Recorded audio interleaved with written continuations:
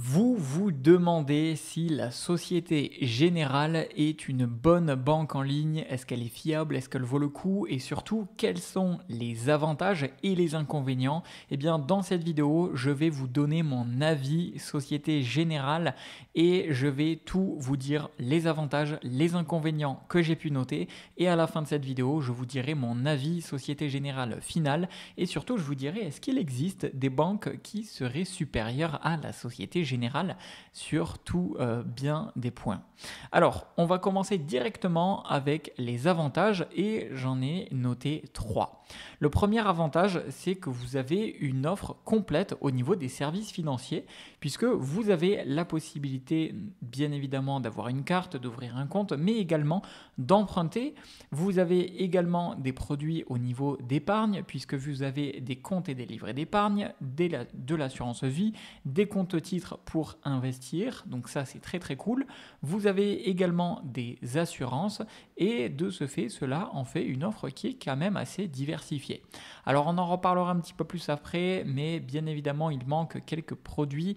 Ce n'est pas la Société Générale qui propose le plus par exemple de services financiers, mais vous avez quand même une gamme assez large de produits financiers, donc ça c'est très très cool.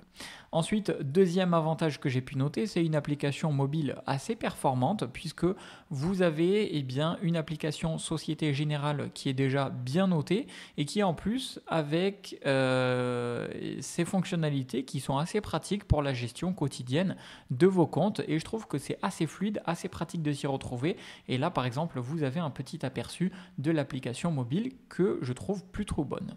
Ensuite, troisième avantage que j'ai pu noter, c'est que vous avez une présence physique qui est assez étendue puisque chez la Société Générale, vous avez des réseaux d'agences un petit peu partout en France et du coup, ça vous offre un accès direct à des conseillers en physique, ce qui pour certaines personnes peut être assez rassurant pour les personnes qui préfèrent avoir des interactions en personne.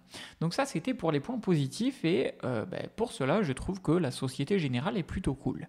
Maintenant, au niveau des inconvénients que j'ai pu noter, le premier, c'est les frais bancaires.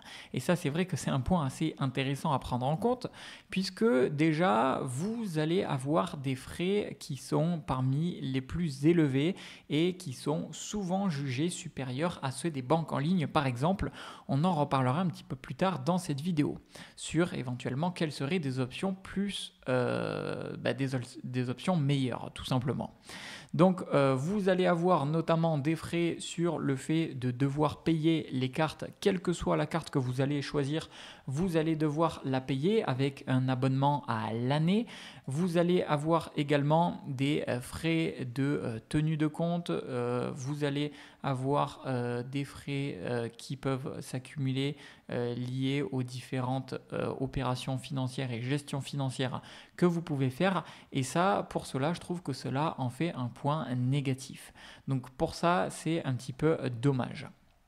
Ensuite, deuxième inconvénient que j'ai noté, c'est la qualité du service client qui est variable puisque en fonction de chez certaines personnes, j'ai entendu que la réactivité et le professionnalisme pouvaient être au rendez-vous, mais par contre chez certaines personnes, ils disent avoir des difficultés à obtenir des réponses qui sont plutôt rapides et plutôt efficaces. Donc en fait, ça va vraiment dépendre de votre utilisation et de votre expérience client que vous allez avoir avec la personne et le conseiller qui va vous parler. Ensuite, troisième inconvénient, et ensuite on parlera à mon avis et éventuellement quelles sont les banques ou quelle est la banque qui pourrait être meilleure. Là, l'inconvénient, c'est la complexité des offres, puisque vous avez différents produits, mais vous avez tout simplement des services et des produits qui peuvent rendre l'offre de la Société Générale assez difficile à comprendre et à appréhender puisque ça nécessite du coup une attention assez particulière pour comprendre toutes les conditions et tous les tarifs associés. C'est pas très clair et on a du mal à avoir accès aux tarifs assez facilement. Donc je dis pas qu'il y a forcément des frais cachés, mais c'est vrai qu'au niveau des frais, c'est difficile de s'y retrouver et c'est difficile de les avoir clairement.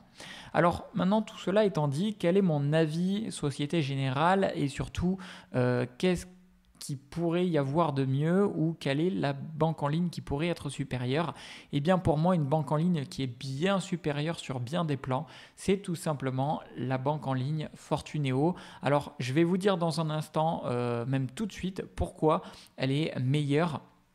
Alors déjà, vous avez des frais bancaires qui sont bien plus réduits, voire inexistants. Vous avez par exemple le compte bancaire qui est complètement gratuit. Vous avez 0 € de frais de tenue de compte. Vous avez 0 € de carte bancaire. Vous avez une carte Mastercard sans frais à l'étranger.